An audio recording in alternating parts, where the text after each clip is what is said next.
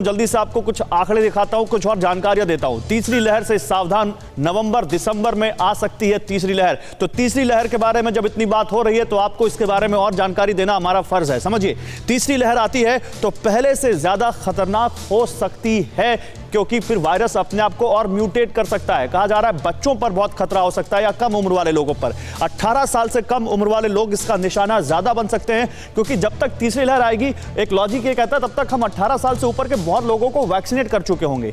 भारत में 30% से ज्यादा लोग 0 से 18 यानी 18 साल तक के एज ग्रुप के हैं, और 30% का मतलब है करीब 45 से 50 करोड़ लोग। बच्चों के लिए वैक्सीन नहीं बनी है, इसलिए तीसरी लहर उनके लिए घातक है। और बच्चों के लिए वैक्सीन पर काम तो हो रहा है, लेकिन अभी भारत में इसको लेकर कोई भी बातचीत नहीं दिख रही है, या भारत में इसको लेकर कोई बहुत ज्यादा अभी नियर फ्यूचर कुछ नहीं दिख रहा है। गाइडलाइंस का सख्ती से पालन करना होगा, यह कहा गया सरकार की तरफ से। तीसरी लहर से बचना है तो और कैसे बच सकते हैं? जिलों, शहरों और लोकल लेवल पर गाइडलाइंस को प्रभावी बनाना। जो भी डॉक्टर वेद प्रकाश कह रहे थे कि गांवों में अब दिखने लग गया है शिफ्ट होते हुए, तो वहां भी लोगों को अब सख्ती से गाइडलाइंस का पालन कराना, और ये राज्य सरकारों पर होगा कि वो इन गाइडलाइंस का, कोरोना एप्रोप्रिएट बिहेवियर का सख्ती से पालन कराएं। हर जगह मास्क जरूरी हो, सोशल डिस्टेंसिंग जरूरी हो, सुपर स्प्रेडर इवेंट्स को बिल्कुल बंद किया जाए, लोगों को भीड़ में जुटने से रोका जाए। 14 दिन की सख्त पाबंदियां लगा सकते हैं राज्य अपने यहां। अब राज्य लगा भी रहे हैं, कई राज्यों ने अपना लॉकडाउन लगा दिया है। राज्यों को जिलों में छोटे छोटे कंटेनमेंट जोन बनाने की सलाह है कि जहां पर कोरोना वायरस का असर दिख रहा हो उसको कंटेनमेंट जोन बना दीजिए, उसको बाकी इलाके से काट दीजिए। राज्यों में एंटीजन टेस्ट बढ़ाने पर जोर दिया जा रहा है, क्योंकि इसका रिजल्ट जल्दी आता है, इसलिए एंटीजन टेस्ट जल्दी बढ़ाए।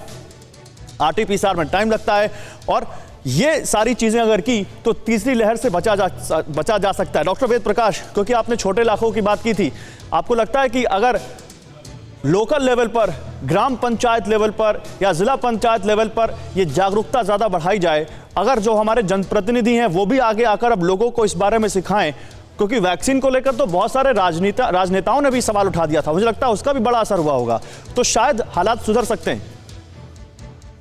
बिल्कुल गौरव, मुझे 2 मिनट का समय देना, इस पे मैं आपको पूरा आउटलाइन रखना चाहता हूं कि जब तक हम अर्ली और एग्रेसिव ट्रीटमेंट को एनफोर्स नहीं करेंगे एट द अर्लीएस्ट, तब तक हम इसकी मौत के आंकड़े को कम नहीं कर सकेंगे। इसके लिए मैं 2-3 बातें बताना चाहता हूं जो गांव के लिए बहुत इंपॉर्टेंट है।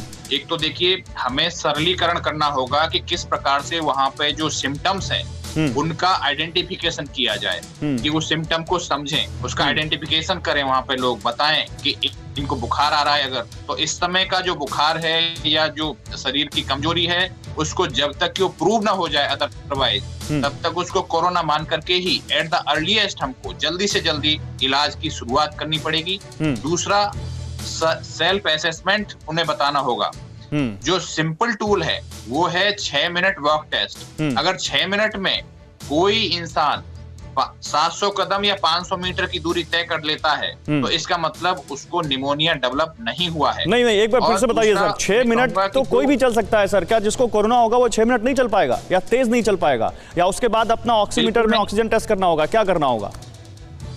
देखिए, ऑक्सीमीटर भी अवेलेबल अगर नहीं होंगे गांव में, सीटी स्कैन भी अवेलेबल नहीं होगा, तो बहुत सिंपल टूल्स पे हम लोगों को गौरव जाना होगा।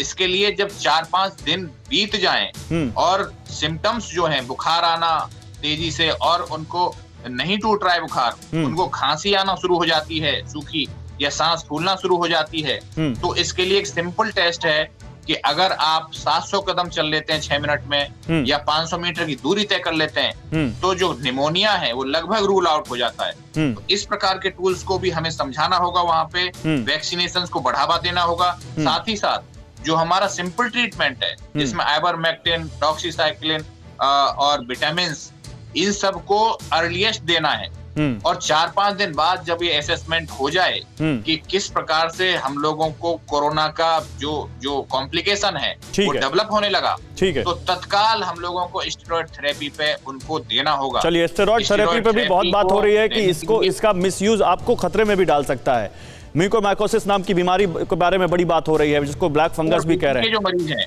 हाँ, उनको देखना है, लेकिन डॉक्टर से सलाह लेना जरूरी है। ये आपने बड़ी बात कही। मैं आता हूं सर आपके पास, मैं आता हूं आपके पास। फिक्र आपकी, सोमवार से शुक्रवार रात 9 बजे सिर्फ TV9 भारतवर्ष पर।